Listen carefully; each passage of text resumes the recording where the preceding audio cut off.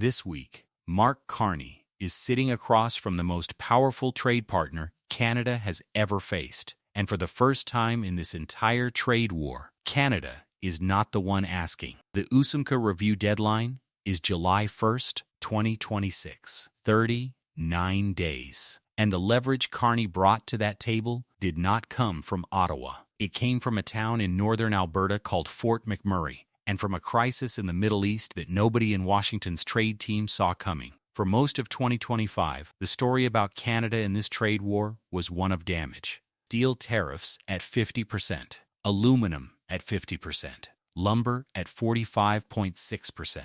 22 sawmills closed across British Columbia and Alberta, more than 5,600 forestry workers off the job. Quebec alone put 100,000 positions at risk. The narrative coming out of Washington was deliberate and consistent. Canada is a small economy. Canada cannot make demands. Jamieson Greer, the U.S. trade representative, said it in briefings. Trump said it in press conferences. Howard Lutnick, the U.S. Commerce Secretary, built the tariff architecture around the assumption that Canada had nowhere else to go. And then, on February 28, 2026, everything changed. Not because of anything Carney did, because the United States and Israel launched strikes against Iran. Here is where it gets really interesting. When the Strait of Hormuz began shutting down after the Iran strikes, 20% of the world's oil trade went with it. The International Energy Agency called it the largest supply disruption in the history of the global oil market. Brent crude surged above $100 a barrel. Gasoline prices in the United States rose 43 cents in 1 week. And suddenly, Washington's trade team had a problem they had not publicly acknowledged in a single briefing. 60% of all crude oil imports into the United States comes from Canada. Not from the Middle East, not from Venezuela, from Alberta. That number is worth sitting with. 60%. Not 60% of heavy crude, 60% of all U.S. crude imports. The refineries in the American Midwest and Gulf Coast were built or modified specifically to process Alberta bitumen, the heavy oil extracted from the oil sands north of Fort McMurray. Switching those facilities to a different crude type is not a logistical adjustment. It is a multi-billion-dollar infrastructure rebuild that takes years, not weeks. Here is something most people missed entirely. When Carney's government began positioning Canada as a stable energy supplier in the weeks after the Iran strikes, some commentators read it as opportunism. It was not opportunism. It was the execution of a calculation that Carney had been building since before he took office. He had watched Justin Trudeau spend years in a difficult position with Washington, limited leverage, high dependency, few alternatives to offer. Carney entered this trade war with a different framework. The question was never, how do we avoid Trump's pressure?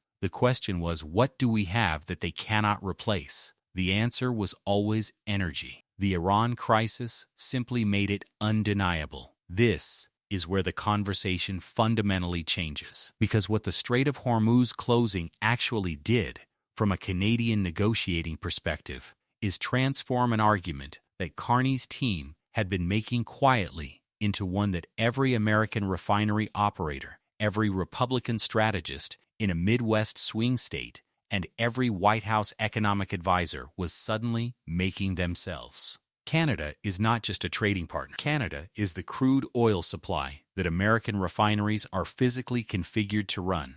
When that supply is stable, American fuel prices are manageable.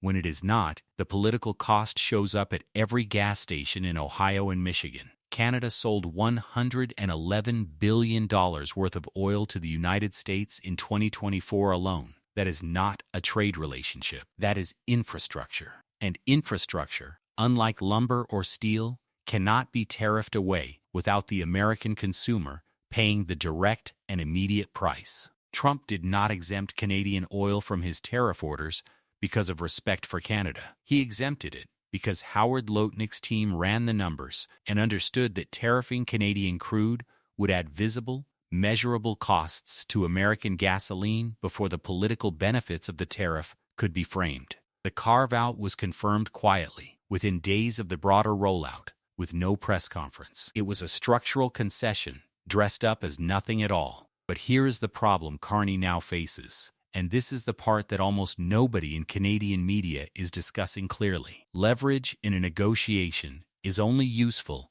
if you are willing to make the other side believe you might use it. Canada's energy card is real. But the expert consensus, including from Matthew Holmes at the Canadian Chamber of Commerce, is that Canada should not waive it as an explicit threat. The reason is strategic, not moral. Canada needs this trade relationship far more symmetrically than the oil numbers suggest. 76% of all Canadian exports go to the United States. That is not a position of strength across the board. It is a position of strength in one sector, energy, inside a much larger dependency. Now here is where this starts affecting Canadians who have been watching this trade war from the outside. If you work in oil and gas, in Fort McMurray, in Cold Lake, in the Peace River region, the Iran crisis did something important for your industry's long-term position. It demonstrated in real time at $100 a barrel why Alberta's oil sands are not a liability in the North American energy system. They are the spine of it. American re-exports of refined Canadian crude are now reaching Asian buyers who can no longer access Persian Gulf oil. Canada is not just supplying the United States. Canada is helping the United States maintain its position as an energy exporter to the rest of the world. If you work in steel, aluminum, or forestry, and you have been watching those tariffs hit your sector hard, this energy dynamic does not erase what happened to your industry. But it does change the negotiating math going into July 1.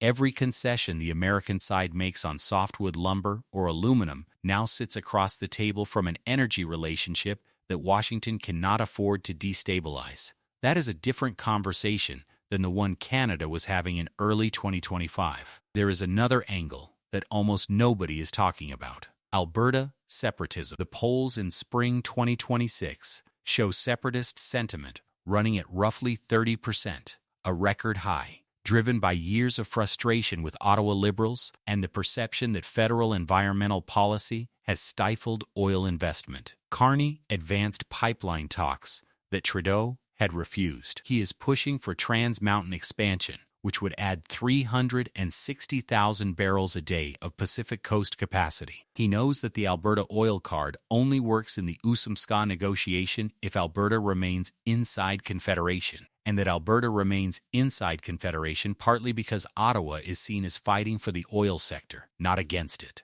Carney did not advance those pipeline discussions because he reversed his environmental principles overnight. He did it because the USMCA negotiation and the national unity question are now the same question. A Canada that cannot hold Alberta cannot negotiate from strength. A Canada that holds Alberta and its oil reserves has, as Carney's team put it, more cards to play. So here is the question for Canadians watching this unfold. Carney went into these negotiations with the strongest energy hand Canada has held in decades.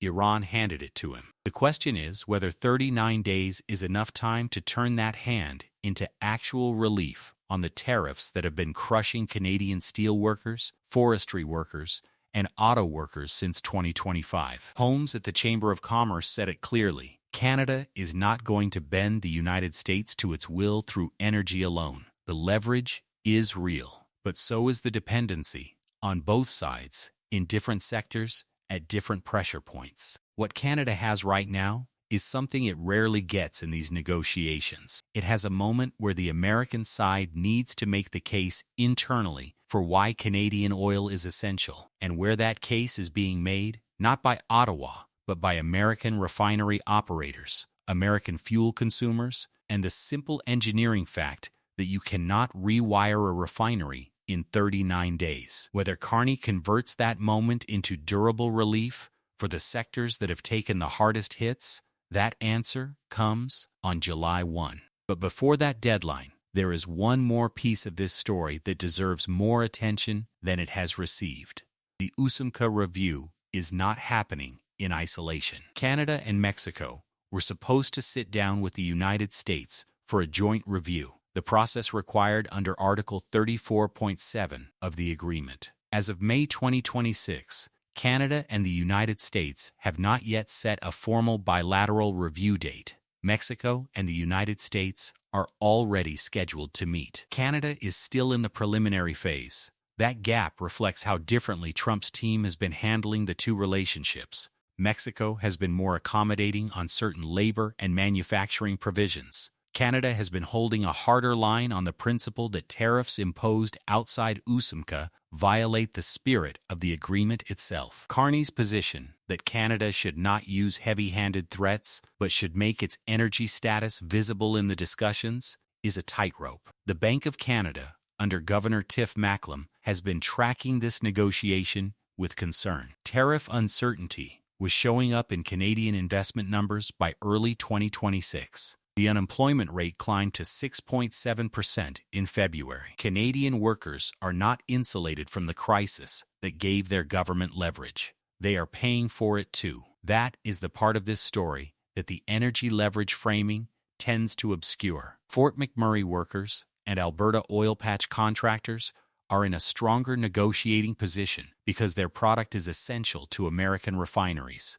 But the sawmill worker in northern British Columbia, who lost their job when one of those 22 mills closed, is not in a stronger position. Canadian energy leverage at the USMCA table is real, but it is sector-specific leverage in a negotiation that affects the entire country. What Carney is attempting, in the 39 days remaining before July 1, is to use the strength of one sector to negotiate relief for all of them. Whether it works depends on how much the American side, with its own political pressures and its own refinery math, is willing to move. If you want to understand what this looks like from the American consumer's side of the table, we covered that perspective in a separate video. Link is in the description. And if you think Canada is playing this right, or if you think Carney is leaving leverage on the table, the comment section is open. This is the most consequential trade negotiation Canada has entered in a generation.